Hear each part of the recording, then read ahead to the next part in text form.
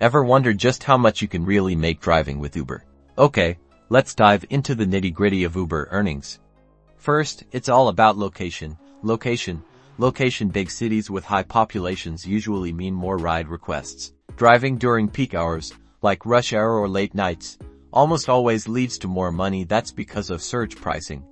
When demand is high and there aren't enough drivers, fares automatically increase. Next up, your car type matters. UberX, the standard option, typically pays less per ride than UB or XL, which is for larger groups. Luxury cars obviously earn at higher rates too. Now, each trip's earnings are straightforward. What you get comes down to how long the trip takes, the distance traveled, and any tips you might receive. These all directly impact your income, so focus on providing a positive experience. Here's the exciting part: drivers have a lot of control. You pick your hours, maximize your availability during surge times, and can always choose the types of rides you want to take. This determines what you earn.